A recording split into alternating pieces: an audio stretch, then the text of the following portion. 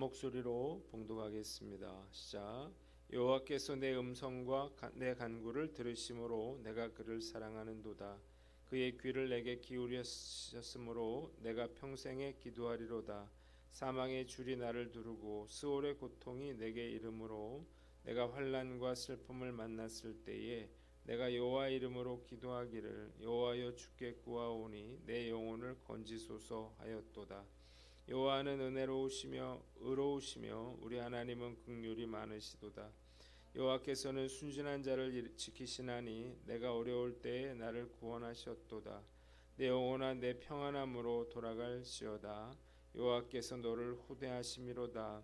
주께서 내 영혼을 사망에서 내 눈을 눈물에서 내 발을 넘어짐에서 건지셨나이다. 내가 생명이 있는 땅에서 여호와 앞에 행하리로다. 내가 크게 고통을 당하였다고 말할 때에도 나는 믿었도다. 내가 놀라서 이르기를 모든 사람이 거짓말쟁이라 하였도다. 아멘. 오늘은 시편 116편 말씀을 가지고 스올에서 안식으로 라고 하는 제목으로 묵상 나눔하도록 하겠습니다. 먼저 1절로 4절 말씀인데 4절을 봅니다. 여호와여 주께 구하오니 내 영혼을 건지소서 그랬습니다. 한번 따라해 봅시다. 여호와여 주께 구하오니 내 영혼을 건지소서.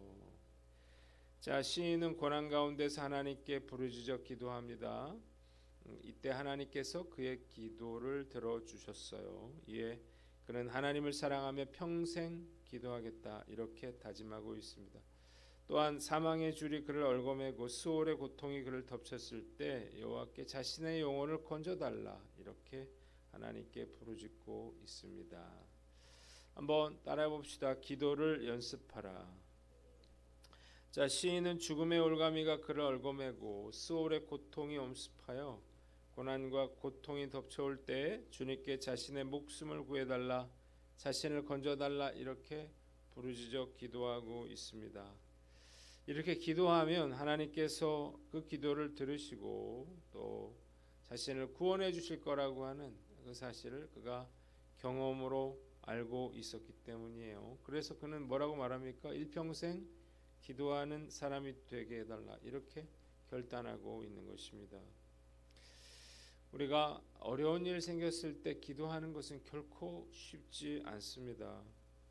5년 전 12월 31일인 것 같아요.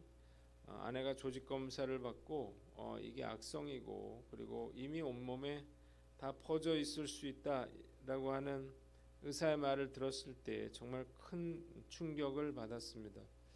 도대체 왜 우리에게 이런 일이 일어나야 하는지 분노하는 마음이 있었고 또 하나님을 원망하는 그런 마음도 있었어요. 그리고 또 자포자기하는 그런 마음이 생기더라고요. 이미 이렇게 됐는데 소망을 잃어버리게 되는 거죠. 이런 마음이 있으니까 정말 기도하기가 쉽지가 않았습니다. 그냥 기도는 했지만 예배실에 앉아서 그냥 눈을 감고 멍하니 그렇게 앉아 있을 뿐이었어요. 저는 그 당시에 고난 중에 막상 이런 큰 어려움이 생겼을 때 하나님께 기도한다고 하는 것이 얼마나 어려운 일인가를 뼈저리게 깨달았습니다. 목사가 이런데 성도들은 어떨까? 감당할 수 없는 그런 어려운 일을 당했을 때 하나님께 나와 기도하는 것은 결코 쉽지 않다는 사실을 깨달으시기를 바랍니다. 그래서 어려운 일을 당한 분이 있다면 그들을 위해서 중보 기도를 해주는 게 중요한 것입니다. 그러나 어려운 일이 생겼어요. 될 대로 되라 이렇게 주저앉아 있을 수는 없을 것입니다. 어떤 식으로든 간에 하나님께 나아가서 상황을 아뢰고 도움을 구해야만 합니다. 그러기 위해서는 평소에 기도를 연습해서 기도를 습관화해야 하는 거예요. 평소에 기도하지 않던 사람이 어려운 일 생기면 기도할까요? 천만의 말씀이에요. 평소에 기도하는 사람이 그나마 어려운 일 생겨도 기도할 수가 있는 것입니다. 예수님께서 체포되시기 전날 밤에 겟세마네 동산으로 가셔서 정말 땀방울이 핏방울이 되도록 그렇게 기도하셨는데 이럴 수 있으셨던 것은 예수님께서 그 바쁜 사역 와중에도 매일 기도하시는 분이었기 때문입니다. 성도들에게 신앙생활하면서 특히 어려운 일이 어떤 것이 있습니까? 이렇게 물으면 놀랍게도 성도들은 기도가 가장 어렵다 이렇게 대답을 해요. 기도가 제일 힘들고 또 어떻게 기도하는지 잘 모르겠다는 거예요. 저도 역시 평생 동안 새벽 기도를 해왔지만 여전히 기도가 쉽지는 않습니다. 조금만 방심하면 그 기도가 형식적이고 습관적인 기도가 되어 버리기 때문이에요. 그럼 기도를 잘할 수 있는 방법은 뭐냐? 가장 좋은 방법은 하나님과의 그러한 첫사랑의 마음을 회복하는 것입니다. 그러니까 우리가 누구를 사랑하면 자꾸 만나서 이야기하고 싶어지는 것처럼 우리가 하나님을 사랑하는 마음을 가지게 되면 기도 자체가 기쁘고 또 즐겁고 황홀한 일이 되는 것입니다. 저를 위해서 기도해 주세요 이렇게 말만 하면서 스스로 기도하지 않는 분들이 있는데 정말 안타까운 일이죠. 이것은 내가 사랑하는 여인과의 데이트를 위해서 다른 대리인을 보내는 것과 같은 행동인 거예요. 사랑하는 여인들 간에 사랑을 주고받는 기쁨을 다른 사람들에게 부탁해서 대신해달라 이렇게 말하는 사람은 아무도 없을 것입니다. 기도도 마찬가지죠. 정말 내가 그 하나님의 사랑 안에 거하고 또 그 기쁨 안에 거할 수 있는 기회를 왜 남에게 맡길까요? 오늘 말씀 앞에서 우리 스스로를 돌아봐야 할 것입니다. 연말이라 해야 할 일이 참 많은데 과연 나의 기도는 형식적이고 습관적인 그러한 기도가 되어 가고 있지는 않는지요. 다시 한번 우리 첫 마음 또 첫사랑을 회복하여 우리가 가슴 떨리고 뜨겁고 황홀한 기도를 회복하는 저와 여러분들 되시기를 주님의 이름으로 축원합니다. 두 번째는 5절로 8절 말씀인데 6절을 봅니다. 여호와께서는 순전한 자를 지키시나니 내가 어려울 때에 나를 구원하셨도다 그랬습니다. 한번 따라해 봅시다. 내가 어려울 때에 나를 구원하셨도다. 자, 시인은 하나님이 은혜롭고 의로우시며 긍휼이 많은 분이시라 이렇게 고백을 해요. 그가 어려울 때 하나님께서 그를 구원하여 주셨기 때문입니다. 시신은 자신의 영혼을 향해서 평안하라 이렇게 말해요. 그는 하나님께서 자신의 영혼을 사망에서 눈을 눈물에서 발을 넘어짐에서 건져주셨다 이렇게 고백하고 있습니다. 한번 따라해 봅시다. 기도 응답에 확신을 가져라. 제가 지금까지 살아오면서 정말로 많은 그런 기도 응답을 받았습니다. 생각해 보면 정말 거짓말 같은 그러한 일이 정말 많았어요. 제가 이런 간증을 어디선가 했더니 어떤 분이 우연히 일어난 일을 이렇게 억지로 끼워 맞춘 거 아니냐 이렇게 말한 적이 있었습니다. 그래서 제가 이렇게 이야기를 했어요. 우연이라고요? 그럴 수도 있겠죠. 그러나 분명한 것은 제가 예수 믿기 전에는 이런 우연이 전혀 일어나지 않았다는 것과 그리고 이런 우연과 같은 일들이 제 삶에 정말 너무나도 많이 일어났다는 것입니다. 한두 번은 우연일 수 있겠지만 이런 일이 수십 번 수백 번 일어난다면 과연 이것이 우연이라고 말할 수 있을까요? 우리 교회 성도들은 대부분 제가 전도를 해서 예수를 믿게 됐습니다. 이들은 처음에는 하나님이 어떤 분인지를 알지 못했습니다. 그래서 제가 새신자 성역 공부를 열심히 가르치고 그리고 제자 훈련을 하고 열심히 하고 있는데 갑자기 하나님이 계신지 안 계신지 잘 모르겠다 이렇게 말하시는 분들이 있어서 매우 당황한 적이 여러 번 있었어요. 그런데 놀랍게도 18년이 흐른 지금은 이구동성으로 하나님의 은혜에 대해서 이야기를 합니다. 크든 작든 하나님께서 자신에게 베풀어 주신 놀라운 그런 은혜들을 경험했기 때문이에요. 정말 감사한 일이 아닐 수가 없지요. 기도에 응답해 주시는 하나님을 평생토록 사랑하겠다라고 하는 이 시인의 고백을 충분히 이해하고도 남음이 있습니다. 자, 그래서 우리가 이런 기도 응답의 확신을 가지고 기도하시기를 주님의 이름으로 축원합니다. 그 어느 때보다 나라가 어려운 가운데 불안정한 가운데 있어요. 모든 성도들이 나라를 위해서 합심하여 기도할 때 하나님께서 반드시 나라를 안정시켜 주실 줄 믿습니다. 2차 세계대전 때 독일군의 공세로 35만 명의 영국군이 덩케르크 반도에서 포위돼서 바람 앞에 등불처럼 위태로운 적이 있었습니다. 덩케르크라고 하는 그런 영화도 나왔었는데요. 이때 영국 국왕 조지 6세는 위기에 처한 영국군을 구원하기 위해서 기도의 날을 선포했습니다. 그래서 모든 국민들이 간절히 하나님께 기도를 올려드렸습니다. 자, 당시 영국군이 살 수 있는 유일한 길은 이 도보 해협을 건너는 것이었는데 독일군의 공격으로 정말 다 몰살당할 그런 위기에 처해 있었어요. 그런데 놀라운 기적이 일어났습니다.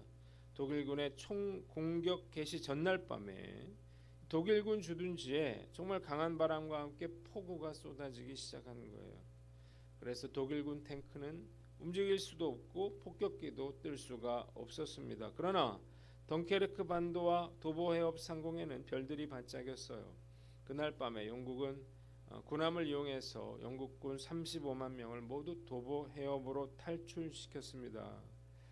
결국 연합군은 독일과의 전쟁에서 승리하게 되는데 합심기도에 대한 하나님의 응답이 이 대자연을 통해서 나타났다는 사실을 깨달으시기를 바랍니다. 하나님은 은혜롭고 긍휼이 많으신 분이라 그렇게 시편 기자가 고백하고 있는데 우리가 이 확신과 믿음을 가지고 기도한다면 어떤 기도의 제목이든 하나님께서 다 들으시고 기적을 베풀어 주실 줄 믿습니다. 우리 남은 생애 가운데 이 응답해 주실 주님을 생각하며 최선을 다해 기도하는 저와 여러분들 되시기를 주님의 이름으로 축원합니다. 마지막으로 9절로 11절 말씀인데 11절을 봅니다. 내가 이르기를 모든 사람이 거짓말쟁이라 하였도다 그랬습니다. 자, 시인은 그가 살아있는 동안 주님이 보시는 앞에서 살 것이라 이렇게 이야기를 하면서 모든 사람들이 거짓말쟁이라 이런 이야기를 해요. 자, 그가 이런 이야기를 한 이유가 있습니다. 주변의 모든 사람을 도대체 믿을 수가 없었기 때문이에요. 그러나 그의 인생이 고통스럽다 생각할 때에도 그의 믿음은 흔들리지 않았습니다. 그가 하나님만 의지했기 때문이에요. 자, 본문이 우리에게 주는 교훈이 있는데 사람을 의지하지 말고 하나님만 의지하라는 것입니다. 한번 따라해 봅시다. 사람을 의지하지 말고 하나님만 의지하라. 자, 모든 사람이 거짓말쟁이라고 하는 시인의 말에서 그가 믿고 신뢰했던 사람들에게 배신을 당했거나 아니면 큰 어려움을 당했다는 사실을 우리가 유추해 볼 수가 있습니다. 사람을 의지하지 말고 하나님만 의지해야 한다는 사실을 깨달으시기를 바랍니다. 사람은 이기적인 존재예요. 그래서 옳고 그름에 따라 행동하지 않고 손익에 따라 행동하는 거예요. 그래 나한테 유익이 되면 하는 거고요. 나한테 손해가 되면 피하는 거예요. 그게 바로 사람인 것입니다. 얻어먹을 것이 있을 때는 간이라도 빼줄 듯이 행동하지만 손해를 끼치거나 어려움을 처하게 되면 언제라도 발톱과 이빨을 드러낼 수 있는 거예요. 어려운 처지에 몰리게 되면 그 누구도 도와주지 않습니다. 도움이라고 하는 것은 내가 도와줄 수 있을 때 받을 수 있는 거예요. 제가 지금까지 목회를 해오면서 사람을 의지하지 않았던 이유가 있는데 하나님 말고는 의지할 데가 없었을 뿐만 아니라 도움을 요청한들 아무런 효과도 없을 거라는 사실을 제가 너무나 잘 알고 있었기 때문이에요. 그래서 저는 위기에 처했을 때마다 정말 사생결단의 각오로 하나님께 매달렸고 그래서 그토록 많은 그러한 기도의 응답을 받을 수가 있었던 것입니다. 자, 돈도 사람도 부모도 의지할 대상이 아니라는 사실을 깨달으시기를 바랍니다. 사람을 의지하면 실망하게 되어 있습니다. 사람은 의지하거나 신뢰할 대상이 아니라 섬길 대상이라고 하는 말이 있어요. 정말 맞는 말이에요. 그러나 그렇다고 해서 우리가 마음을 주지 않아서는 안 될 것입니다.